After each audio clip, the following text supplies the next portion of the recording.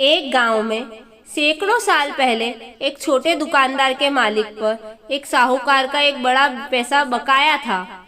साहूकार एक बहुत बूढ़ा, अनाकर्षक दिखने वाला आदमी था जो दुकानदार की बेटी को पसंद करता था। साहूकार ने दुकानदार को एक ऐसा सौदा देने का फैसला किया जो उस पर बकाया कर्ज को पूरी तरह से मिटा देगा। हालांकि सौदा यह था कि अगर वह दुकानदार की बेटी से शादी कर लेता है तो साहूकार सारा कर्ज माफ कर देगा। कहने की जरूरत नहीं है, यह प्रस्ताव सिर्फ व्रणित था। विवाह के बाद साहूकार ने चालाकी से कदम उठाया। साहूकार ने कहा कि वह एक बैग में 2 कंकड़ डालेगा, एक सफेद और एक काला। दुकानदार की बेटी को तब बैग में से एक कंकड़ निकालना होगा। अगर पत्थर काला हुआ तो कर्ज माफ हो जाएगा, लेकिन साहूकार उससे शादी कर लेगा।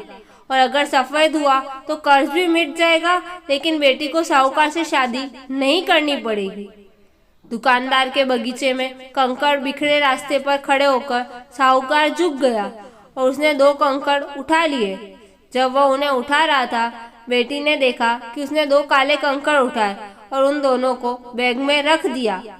फिर उन्होंने बेटी को बैग में से एक पत्थर को चुनने के लिए कहा। बेटी के पास स्वाभाविक रूप से 3 विकल्प थे कि वह क्या कर सकती थी। उसने बैग में से एक कंकड़ निकाला और उसे देखने से पहले ही गलती से उसे अन्य कंकड़ को नाली में गिरा दिया। उसने साहूकार से कहा, ओह, मैं कितनी अनाड़ी हूँ। कोई बात नहीं, अगर आप बैग में बचे हुए पत्थर को देखेंगे तो आप बता पाएंगे कि मैंने कौन सा कंकड़ उठाया है। बैग में बचा हुआ कंकड़ स्पष्ट रूप से काला है और साहूकार अपनी दुष्टता को उजागर नहीं होने देना चाहता था। उससे बोलना पड़ा कि बेटी ने जो कंकड़ गिराया था वह सफेद था और ऐसे ही लड़की ने अपने पिता के कर्ज को माफ करवा लिया।